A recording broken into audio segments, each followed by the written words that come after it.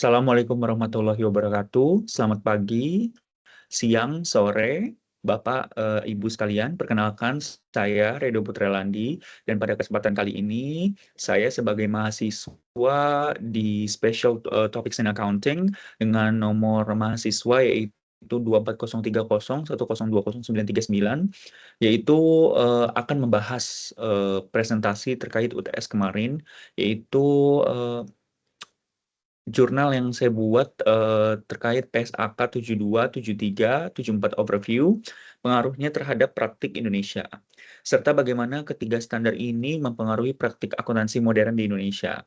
Presentasi ini didasarkan pada makalah yang saya susun pada UTS kemarin. Nah, ini adalah background atau latar belakang. Jadi kita semua tuh menyadari ya bahwa di era globalisasi dan ekonomi digital saat ini kebutuhan terhadap laporan keuangan yang andal, transparan, dan dapat dibandingkan secara internasional itu semakin tinggi. Nah, untuk mencapai tantangan tersebut, Indonesia melalui Dewan Standar Akuntansi Keuangan terus mengadopsi International Financial Reporting Standards atau IFRS. Langkah besar yang telah diambil itu adalah dengan diterbitkannya 3 PSAK yang baru, yaitu PSK 72 tentang pendapatan, kemudian PSAK 73 tentang sewa, dan PSAK 74 tentang kontrak asuransi. Ketiganya mengganti standar lama dan membawa perubahan besar dalam penyajian laporan keuangan. Ya, jadi ada importance of compliance, jadi pentingnya nih kepatuhan. Jadi dengan PSAK yang baru ini, financial integrity and enhances investor confidence in the Indonesian market. Ini salah satu latar belakang kenapa kita mengadopsi internasional juga ya. Kenapa harus di-compare juga gitu antara laporan keuangan Indonesia itu untuk menarik bisnis dari Indonesia itu semakin menarik di mata investor luar negeri. Adoptions of PSAK standards significantly improves financial reporting quality and aligns local practices with global accounting standards. Ya. Selanjutnya, rumusan masalah dan tujuan. Jadi, ketiga PSAK ini tidak hanya bertujuan untuk memperbarui teknik pelaporan, tapi juga untuk menyesuaikan prinsip akuntansi Indonesia dengan praktik global. PSAK ini membawa pendekatan berbasis prinsip yang lebih menekankan pada substansi ekonomi dibandingkan sekadar bentuk formal gitu ya. Dengan penerapan standar-standar ini, kualitas dengan laporan keuangan Indonesia akan meningkat, daya banding antar perusahaan global akan lebih tinggi, dan transparansi serta akuntabilitas diperkuat. Ini menjadi modal ya sebagai awal dari perusahaan-perusahaan di Indonesia untuk memberikan laporan keuangan yang berkualitas dan berstandar Indonesia. Ini rumusan masalahnya bagaimana pemahaman dan dampak PSAK 72, 73, 74 itu terhadap perusahaan-perusahaan Indonesia. Selanjutnya key issues. Jadi ini presentasi ini akan explore terkait T72, 73, 74 dan terkait dengan modern accounting practices within Indonesia. Ini seperti pengakuan pendapatan atau revenue recognition, lease accounting, yaitu tentang sewa, kemudian ada insurance contracts, yaitu tentang kontrak asuransi di adoptions of PSAK 474. Nah, itu key issues-nya. Oh iya, sebelumnya. Jadi PSAK 72 ini nih, Revenue Recognition, ini mengadopsi dari IFRS 15 dan menjadi pengganti dari sejumlah standar ya, seperti PSAK 23 dan ISAK, aduh I'm so sorry, PSAK 23 dan ISAK 10. PSAK ini mengatur secara rinci bagaimana perusahaan mengakui pendapatan dari kontrak. Model 5 langkah dalam PSAK 72 itu dimulai dari identifikasi kontrak, kemudian identifikasi kewajiban pelaksanaan, menentukan harga transaksi, alokasi harga ke setiap kewajiban, dan pengakuan pendapatan saat kewajiban terpenuhi. Sedangkan untuk lease accounting ini, dia menggantikan PSAK 73 ini, menggantikan PSAK 30 dan mengadopsi IFRS 16. Jadi standar ini membawa revolusi besar nih, khususnya bagi penyewa.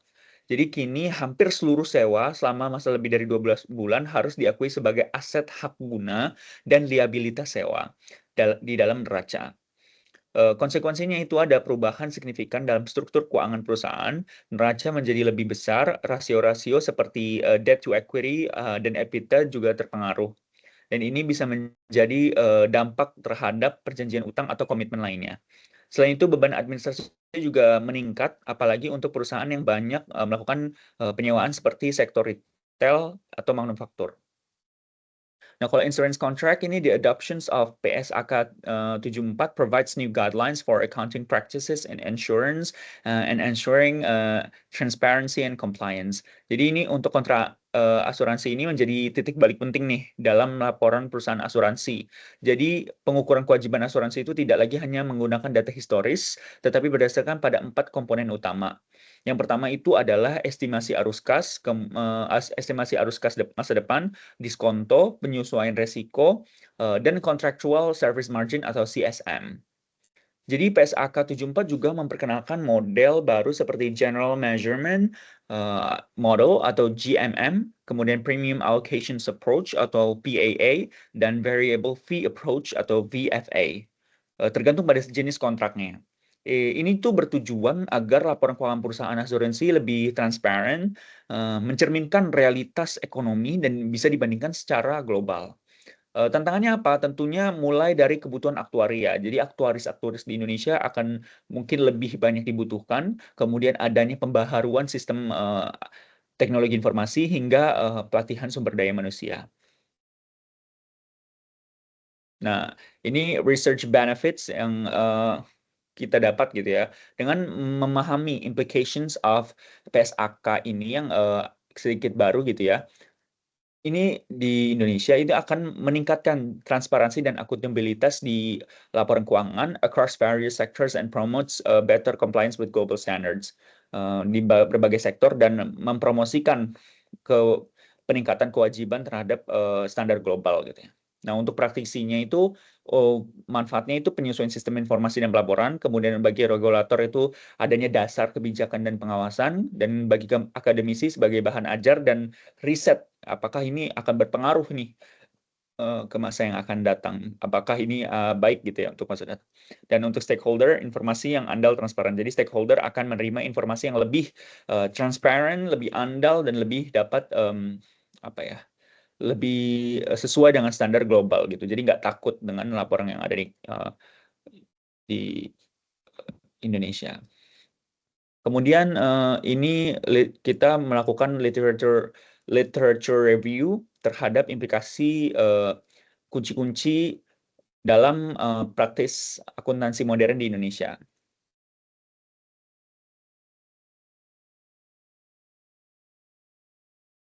Ini research metodologinya yang kita menggunakan analisis normatif dan kajian pustaka dengan literatur PSAK dan IFRS serta jurnal, serta teknik analisis yang kami lakukan itu studi komparatif dan konseptual.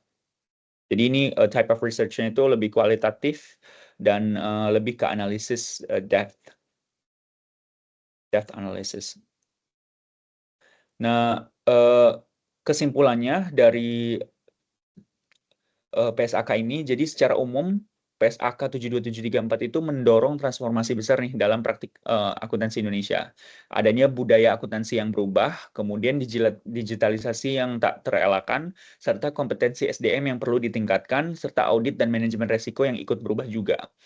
Nah, kesimpulannya, ketiga PSAK ini merupakan simbol dari transformasi pelaporan keuangan Indonesia ke arah yang lebih modern dan profesional. PSAK 7273 dan 74 tidak hanya meningkatkan kualitas informasi yang disampaikan perusahaan, tapi juga memperkuat posisi Indonesia dalam sistem keuangan global. Tentu tantangan tetap ada, tetapi jika dihadapi dengan persiapan matang, standar-standar ini akan membawa praktik akuntansi kita pada level yang lebih tinggi. Jadi perlunya need for adaptation and financial reporting standards. Nah, jadi ada rekomendasi nih bagi saya untuk PSAK baru ini yang harus segera adaptasi lah oleh perusahaan-perusahaan Indonesia. Itu bagi perusahaan, itu harus langsung melakukan, evaluasi sistem dan pelatihan staf sejak, sedini mungkin. Kemudian bagi regulator atau government, itu perkuat sosialisasi dan pendampingan, terutama menjelang implementasi PSAK 74. Kemudian bagi akademisi dan mahasiswa terus memperdalam pemahaman karena ini akan menjadi standar dasar di masa depan, seperti yang kita lakukan sekarang. Demikian pemaparan saya, semoga dapat memberikan gambaran yang jelas mengenai, arah dan tantangan baru dalam praktik, akuntansi Indonesia. Terima kasih. Assalamualaikum warahmatullahi wabarakatuh.